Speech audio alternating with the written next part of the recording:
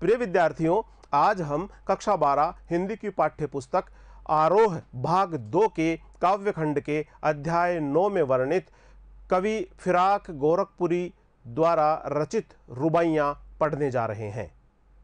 Video भाग 1 में हमने कवि फिराक गोरखपुरी का परिचय प्राप्त किया है, इनके व्यक्तित्व के बारे में जाना है, इनके कृतित्व के बारे में जाना है। आइए आज हम फिराक गोरखपुरी द्वारा रचित रुबाइयाँ पढ़ें, इनका भावार्थ समझें, इनका अर्थ ग्रहण करें। जो हम रुबाइयाँ पढ़ने जा रहे हैं ये फिराक गोरखपुरी जी द्वारा रचित है। फिराक की रुबाइयों में हिंदी का एक घरेलू बिंब हमें देखने को मिलता है। रुबाई क्या होती है? रुबाई उर्दू और फारसी का एक छंद या कविता की तरह होता है। रुबाई उर्दू और फारसी का एक छंद या लेखन की शैली होती है जिसमें 4 पंक्तियां होती है। इसकी पहली, दूसरी और चौथी पंक्ति में तुक यानी काफिया मिलाया जाता है तथा इसकी तीसरी पंक्ति स्वछंद होती है।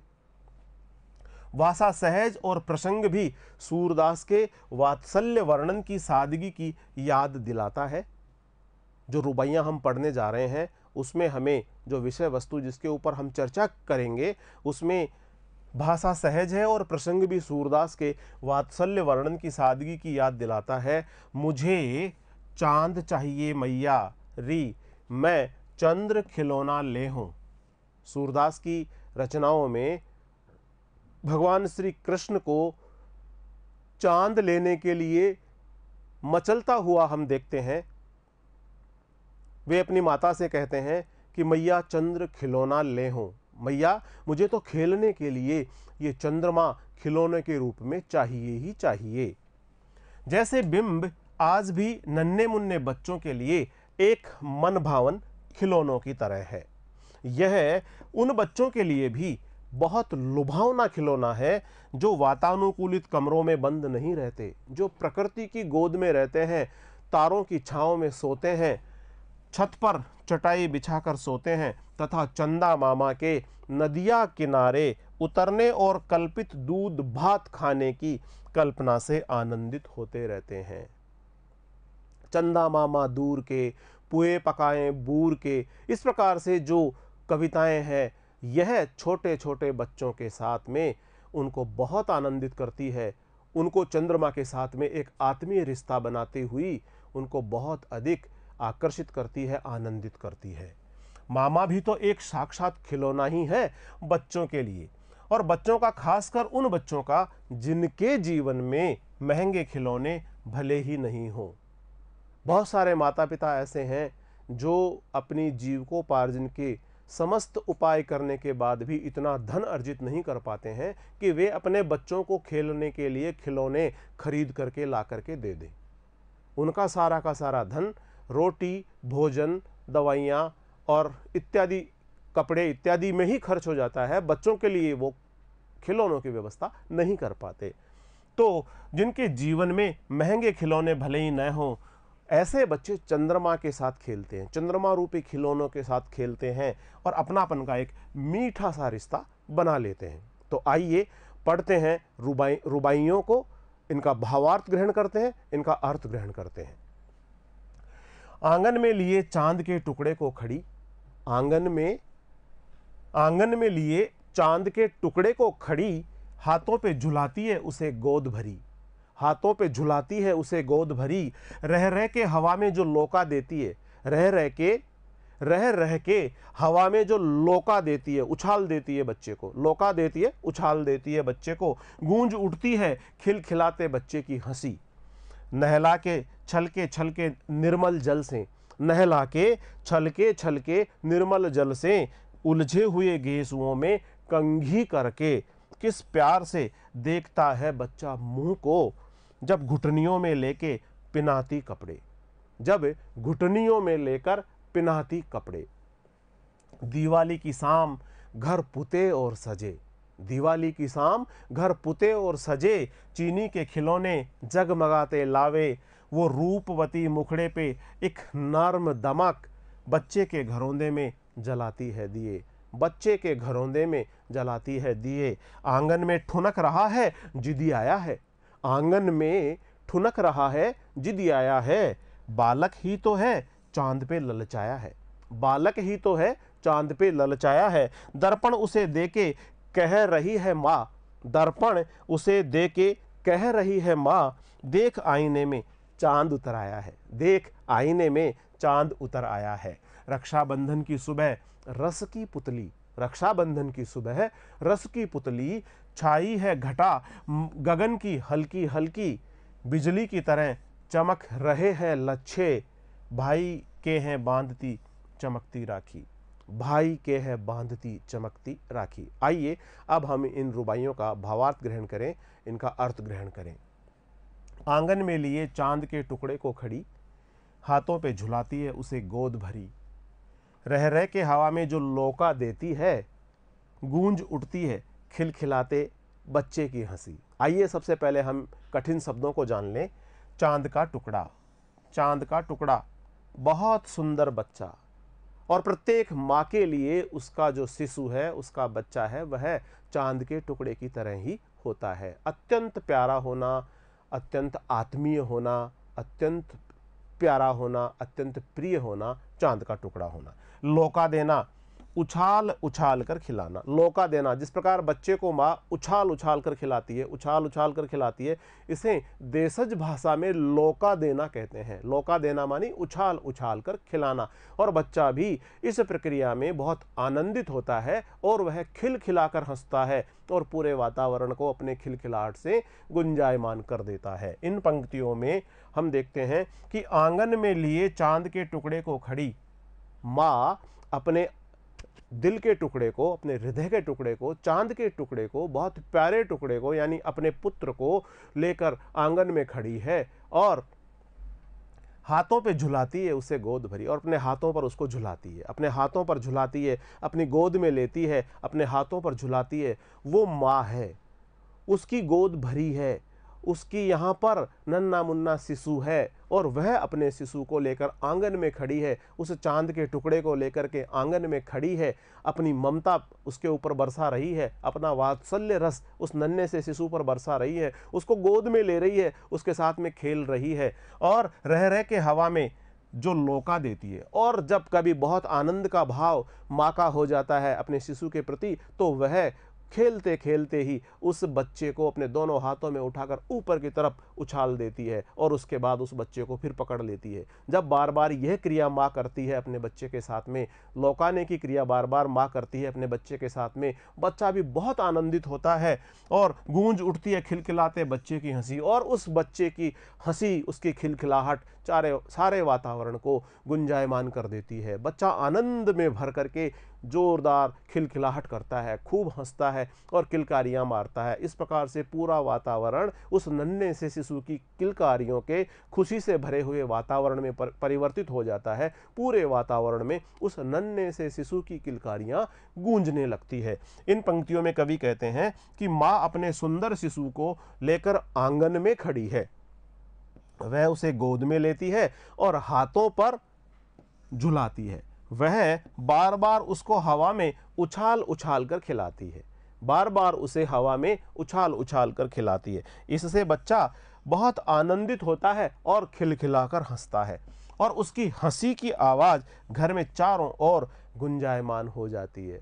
इस प्रकार का जो दृश्य उपस्थित होता है वह बहुत आनंद प्रदान करने वाला होता है। माँ के द्वारा अपने शिशु के साथ में जो वात्सल्य रस का आदान प्रदान होता है, वात्सल्य रस, ममता का रस, एक दूसरे के साथ में जो सुकोमल भावनाओं का आदान प्रदान होता है, उसका वर्णन शब्दों में सामान्य तौर पर नहीं किया जा सकता, क्योंकि यह तो हृदय की वह अनुभूति है जिसको अनुभव ही किया जा सकता है। आंगन में लिए चांद के टुकड़े को खड़ी, हाथों पे झुलाती है उसे गोद भरी, रह रह के हवा में जो लौका देती है, गूंज उठती है खिलखिलाते बच्चे की हंसी। प्रिय विद्यार्थियों, इसमें रह रह शब्द 2 बार आया है, रह रह, और अर्थ में परिवर्तन नहीं हुआ है, इसलिए यहां पर पुनरुक्ति प्रकाश अलंकार है। यहां पर पुनरुक्ति प्रकाश अलंकार हमें देखने को मिलता है।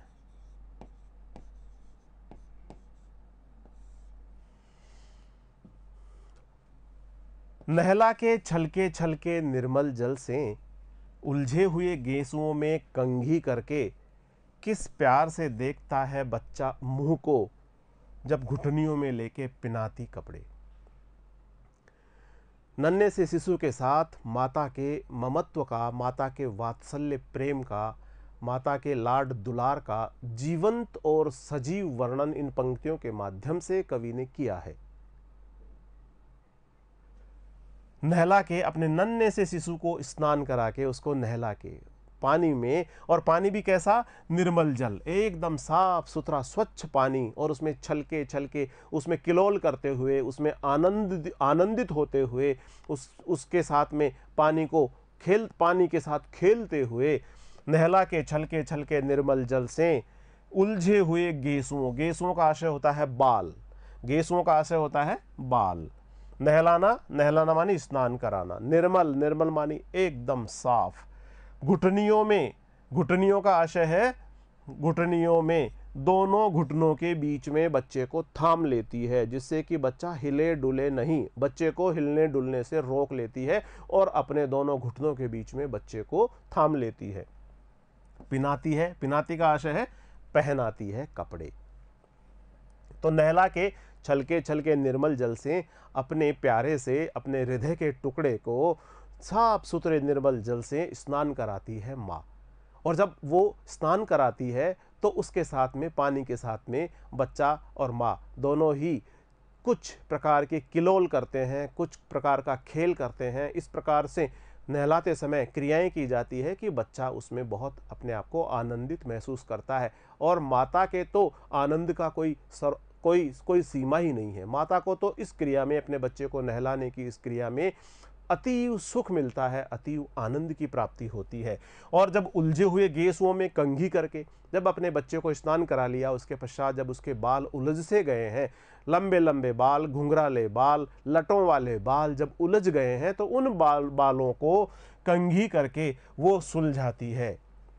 और जब ऐसा करती है, उस बच्चे के साथ में दुलार से, लाड से, प्यार से, उसके साथ में आत्मीय स्पर्श करते हुए उस बच्चे के साथ में जब उसके बालों को वो कंघी करती है, किस प्यार से देखता है बच्चा मुंह को, किस प्यार से देखता है बच्चा मुंह को जब घुटनियों में लेके पिनाती है कपड़े। जब माँ बच्चे को नहलाने के बाद में, उसके कंघी करने के बाद में, अब उसको जब कपड़े पहनाने का समय आ गया है, तो बच्चे सामान्य तौर पर इधर उधर भागते रहते हैं, भागते चले जाते हैं, और उनको भागने से रोकने के लिए माताएं सामान्य तौर पर उन्हें अपने घुटनों में थाम लेती है, और थाम करके उसके पश्चात उनको कपड़े पहनाती है। यहाँ पर भी कवि इसी प्रकार से कह रहे हैं, देशज शब्दों का प्रयोग कर रहे हैं, घुटनियाँ, पिन्हाती, और इनके माध्यम से बहुत ही प्रभावी तरीके से इस बात को यहाँ संप्रेषित कर रहे हैं कवि कि माँ ने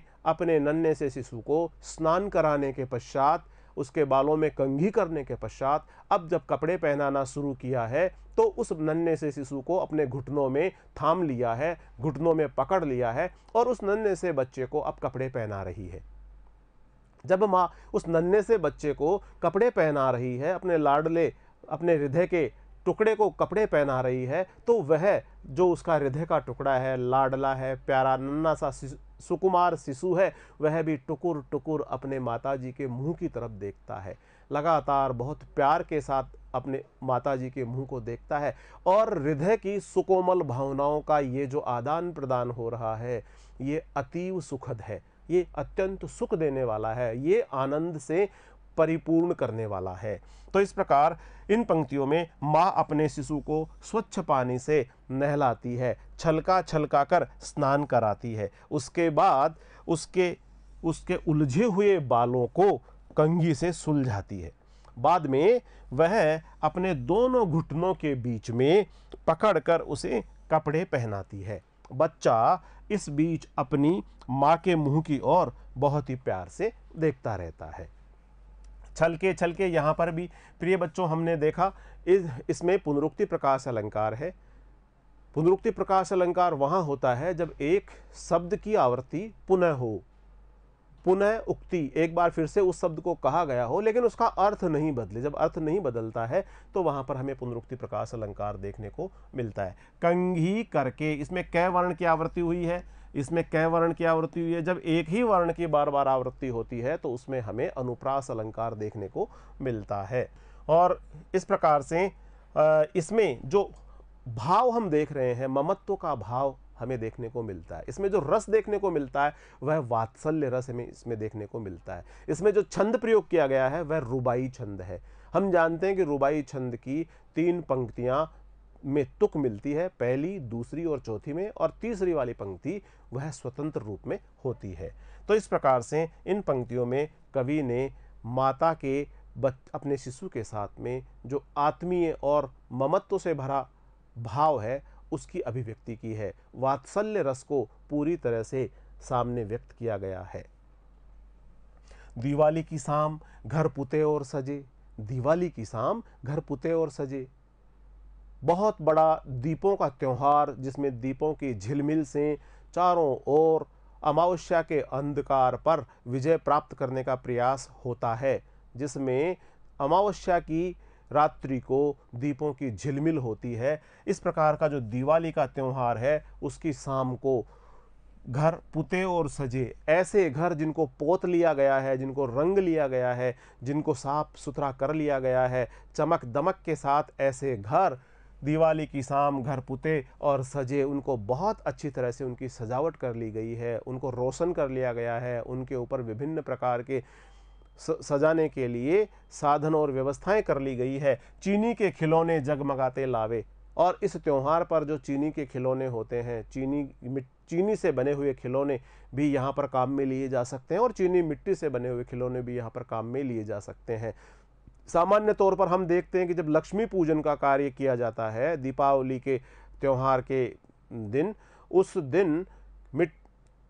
दिन चीनी से बने हुए खिलौनों को प्रसाद के रूप में काम में लिया जाता है, और लावे जो चावल के सिके हुए जो सिका हुआ चावल है वो लावे के रूप में प्रयोग में लिया जाता है। इस प्रकार प्रसाद के रूप में चीनी के खिलौने भी काम में लिए जाते हैं और लावे भी काम में लिए जाते हैं। साथ ही साथ वो रूपवती मुखड़े पे एक नरम दमक, वो जो परिवार में जो लक्ष्मी स्वरूपा महिला है, जो लक्ष्मी जी की ही एक तरह से साक्षात प्रतिमूर्ति मानी जाती है, उसके चेहरे पर एक दमक है, एक उत्साह है, एक आनंद का भाव है, एक आशा का उसके हृदय में संचार हो रहा है, और उसकी अभिव्यक्ति, उसकी प्रभाव, उसका आलोक उसके चेहरे के ऊपर दिखाई पड़ रहा है। तो जो रूपवती मुखड़ा है उसमें एक नरम दमक, उसके चेहरे के ऊपर एक चमक है, एक दमक है, एक आभा है, एक आलोक है, एक प्रकाश दिखाई पड़ रहा है, और बच्चे के घरौंदे में जलाती है दिए,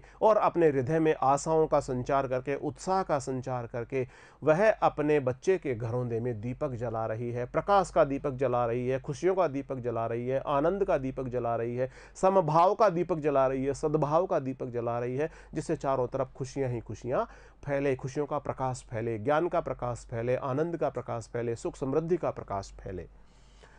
चीनी के खिलौने यानी चीनी से बनने वाले खिलौने लावे, धान की खील, जो धान की खील होती है चावल से बनती है वो लावे कहलाती है। मुखड़ा का आशय है चेहरा, मुखड़े पर नरम मानी कोमल, दमक मानी आभा, चमक। घरौंदा, बच्चों द्वारा बनाया गया रेत का घरौंदा। दिए, दीपक। तो इन पंक्तियों में दीपावली का जो त्योहार है उसकी जो चमक दमक है, उसके सायंकाल का समय है, और सायंकाल के समय घर को जिस प्रकार से सजाया जाता है, घर जिसको वर्षा ऋतु के पश्चात कीड़े मकोड़ों से मुक्त करने के लिए साफ सफाई की जा चुकी है, रंग रोगन किया जा चुका है, और दीपावली के दिन उसको विशेष रूप से सजाया जाता है, विशेष रूप से घर की सजावट की जाती है। घर में खांड के खिलौने, खांड यानी चीनी के खिलौने, और उनसे बने हुई मिठाइयाँ तथा धान की खीलें भी लाई गई है, और इनका प्रयोग लक्ष्मी पूजन के समय प्रसाद के रूप में भी किया जाता है। रूपवती गृह स्वामिनी का चेहरा, जो घर की स्वामिनी है, जो लक्ष्मी स्वरूपा है, उसका चेहरा खुशी से दमक उठता है, कोमल प्रकाश से चमक उठता है, आभामय हो जाता है, प्रकाशमय हो जाता है, आलोकमय हो जाता है, और वह घर में और बच्चों के घरोंदों में दीपक जला रही है, उत्साह का दीपक जलाती है, प्रकाश का दीपक जलाती है, सुख समृद्धि का दीपक जलाती है, धन धान्य को बढ़ने का दीपक जलाती है, और इस प्रकार की मंगल कामनाओं से युक्त यह दीपक जलाया जाता है। इस पूरे के पूरे काव्यांश में हमें जो दृश्य दिखाई पड़ता है, जैसे जैसे हम बोलते हैं दिवाली की शाम, पुते सजे, हमारे मस्तिष्क में सारे के सारे चित्र जीवंत होना शुरू हो जाते हैं। ऐसे लगता है दीपावली की शाम आ गई है, घर सजा हुआ है, और चीनी के खिलौने और जगमगाते लावे, हमें जैसे ही ये शब्द आते हैं तो पूजन करते समय सामने जो थाल में रखे हुए ये प्रसाद है वो हमें दिखाई पड़ने लगते हैं। रूपवती मुखड़े पे एक नरम दमक, और इस प्रकार से जो घर की गृह स्वामिनी है, जो लक्ष्मी स्वरूपा है, वो थाली में जब बहुत सारे दीपकों को रख करके यहाँ से वहाँ तक पूरे घर को जगमग करती है, वो दृश्य भी हमारे आंखों के समक्ष जीवंत हो जाता है। इस प्रकार इसमें दृश्य बिंब भी हमें देखने को मिलता है। आंगन में ठुनक रहा है जिदी आया है, आंगन में ठुनक रहा है जिदी आया है, बालक ही तो है चांद पे ललचाया है। दर्पण में उसे देके कह रही है माँ, देख आईने में चांद उतर आया है। बच्चे जिनको खेलना बहुत पसंद है और खिलौनों से खेलना तो उनको बहुत ही ज़्यादा पसंद है, ऐसे बच्चे जिनको बहुत सारे खिलौने सहज ही उनके माता पिता उपलब्ध करा देते हैं, वे उन खिलौनों से खेल लेते हैं। लेकिन ऐसे बच्चे जिनके माता पिता सहज ही उनको बहुत सारे खिलौने उपलब्ध नहीं करा पाते, वो तो ऐसे ऐसे खिलौनों से खेलते हैं कि उनका आनंद अपने आप में अपरिमित होता है। चांद जैसा खिलौना किसी के भी बस की बात नहीं कि चांद खरीद करके कोई अपने बच्चे को दे दे, लेकिन वो जो नन्हा सा बच्चा है वो चांद लेने पर जिदी आया है, चांद लेने के लिए मचल रहा है, चांद लेने के लिए ठुनक रहा है, आंगन में ठुनक रहा है वो बच्चा, और जिदी आया है, बहुत जिद कर रहा है, जिदी आया है, बहुत ज़्यादा जिद कर रहा है। बालक ही तो है चांद पे ललचाया है। आखिर बाल हट को तो कहा ही जाता है कि यदि बालक ने हट कर ली तो उसे पूरा करना ही पड़ेगा। मचल गया बालक, रूठ गया बालक, तो उसको मनाना ही पड़ेगा। इस प्रकार से चांद पे ललचाया है, उसको चांद चाहिए, उसको चांद का जो स्पर्श है वो चाहिए, चांद के साथ में उसको खेलना है, उस प्रकार से उसे चांद चाहिए। दर्पण में उसे देके कह रही है माँ। अब इसकी मांग को पूरा कर रही है माँ, और ये माँ उस बच्चे की मांग को पूरा कर रही है। मांग क्या है? चांद चाहिए। उस चांद चाहिए को माँ उस बच्चे को कैसे दे रही है? दर्पण में उसे दे रही है, दर्पण में दिखा रही है उस बच्चे को, उस चांद को दर्पण में दिखा रही है। और जैसे ही चांद उस आईने में उतर रहा है, उस दर्पण में उतर रहा है, आईना मानी दर्पण में चांद उतर आया है, जैसे ही वो चांद उस आईने में दिखाई देने लगता है, बच्चा भी प्रसन्न हो जाता है। बच्चे की खुशियों का ठिकाना नहीं रहता, और बच्चे को प्रसन्न देख करके माँ भी आनंदित होती है, माँ भी अपने आप में इस दृश्य को देखकर प्रसन्न होती है। तो इस प्रकार इन पंक्तियों में ठुनक रहा है यानी धीरे धीरे मचल रहा है, ठुनक रहा का आशय है धीरे धीरे मचल रहा है। जिदी आया का आशय है जिद करता हुआ ही है। और आईने में यानी शीशे में, आईना आईने का आशय शीशे में। उतर आने का आशय है अक्ष बनना या उसकी छवि बन जाना। इन पंक्तियों में कवि कह रहे हैं कि बच्चा चंद्रमा को लेना चाहता है। आंगन में ठुनक रहा है, जिदी आया है, बच्चा चंद्रमा को लेना चाहता है, और वह अपने आंगन में मचलता हुआ यानी झूठ मूठ रोता हुआ मचल रहा है। वह बालक ही तो है, उसका मन चांद लेने पर आ गया है। और जिस प्रकार से सूरदास जी ने भी अपनी सुंदरतम रचना में लिखा है कि श्री कृष्ण जी ने भी चांद को लेने के लिए अपनी माँ से कहा, मैया चंद्र खिलौना ले हो, मैया मुझे चंद्र खिलौना चाहिए, मैं चंद्र को खिलौने के रूप में लेकर के उसके साथ में खेलना चाहता हूँ, उसकी जो चांदनी है, उसका जो प्रकाश है, मैं उसके साथ में खेलना चाहता हूँ। तो इस प्रकार से काव्य साम्य के रूप में भी हम इन पंक्तियों का प्रयोग यहाँ देख सकते हैं। बच्चा चांद लेने के लिए मचल रहा है, वह माँ से चांद ला देने की जिद कर रहा है। चांद पे ललचाया है, जिदी आया है, माँ बच्चे को बहलाने के लिए शीशे में चांद का प्रतिबिंब दिखा रही है और इस प्रकार वह बच्चे के हाथों में चंद्रमा को पकड़ाकर उसे खुश कर रही है और वह चंद्रमा को उसके हाथों में पकड़ा रही है। जिस दर्पण में चांद का अक्ष आ रहा है, चांद का प्रतिबिंब आ रहा है, चांद का चित्र जिस आईने में बन रहा है, उस आईने को माँ अपने बच्चे के हाथ में पकड़ा देती है और कहती है कि ये चंद्रमा पकड़ लो, ये चंद्रमा आप ले लो। और इस प्रकार से हम इन पंक्तियों के अंदर देख रहे हैं बच्चे के साथ में जो एक माता का भाव होता है, बच्चे के साथ में माता का जो प्रेम भरा भाव होता है, वात्सल्य का भाव होता है, ममत्व का भाव होता है, उसी के दर्शन हमें इसमें मिल रहे हैं। इसमें छंद रुबाइयाँ है, इसमें रस वात्सल्य है, ममत्व का भाव हमें इसमें देखने को मिलता है, सहज सरल भाषा का प्रयोग इसमें किया गया है, उर्दू मिश्रित भाषा का भी इसमें प्रयोग किया गया है। और इस प्रकार से अब हम आगे की रुबाई पढ़ रहे हैं। रक्षाबंधन की सुबह रस की पुतली छाई है घटा गगन की, हल्की हल्की बिजली की तरह चमक रहे हैं लच्छे, भाई के हैं बांधती चमकती राखी। रक्षाबंधन का त्योहार भाई बहन के प्रेम का त्योहार, ऐसा त्योहार जिसमें भाई और बहन के प्रेम की और उसकी अभिव्यक्ति की कोई सीमा नहीं होती। श्रावण मास में पूर्णिमा को रक्षाबंधन का त्योहार मनाया जाता है और उस पवित्र दिन पर प्रातःकाल का जो समय होता है, रक्षाबंधन की सुबह रस की पुतली से यहाँ आशय है वह बहन जो ममता से भरी है, जो प्रेम से भरी है, जो स्नेह से भरी है, सद्भाव से भरी है, जिसके हृदय में अपने भाई के प्रति बहुत ज़्यादा अनुराग है, प्रेम है। तो रक्षाबंधन की सुबह रस की पुतली, सबसे पहले हम कठिन शब्द देख लेते हैं। घटा, घटा मानी बादल,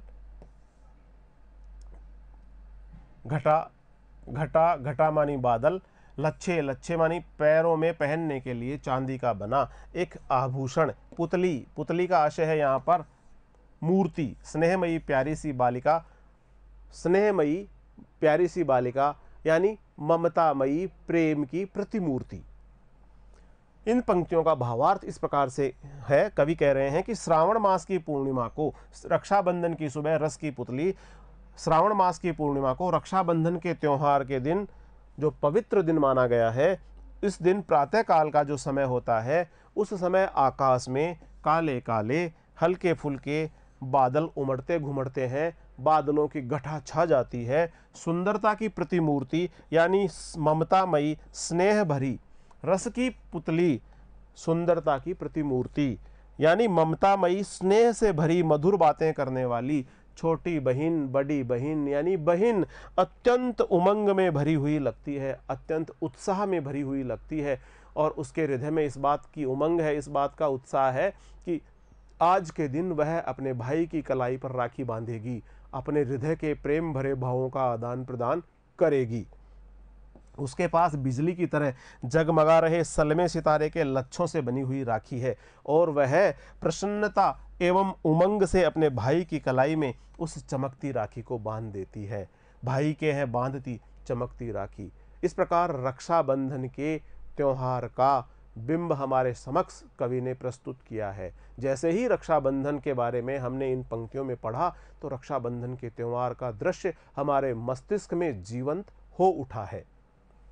रक्षाबंधन की सुबह रस की पुतली छाई है घटा गगन की, हल्की हल्की, हल्की हल्की, इसमें पुनरुक्ति प्रकाश अलंकार हमें देखने को मिलता है। छंद रुबाइयाँ है, भाषा उर्दू मिश्रित है और इसमें जो हमें विशेष रूप से देखने को मिलता है कि कवि ने बहुत ही सुंदरतम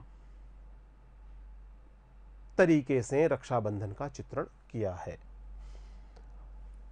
प्रिय विद्यार्थियों, इस प्रकार हमने जो रुबाइयों में इस सारी विषय वस्तु के बारे में पढ़ा, चांद के टुकड़े का तात्पर्य होता है अतीव प्रिय होना। सुकुमार शिशु, जो सुकुमार शिशु है, जो माता को अत्यंत प्रिय होता है, वह चांद के टुकड़े के रूप में बताया गया है।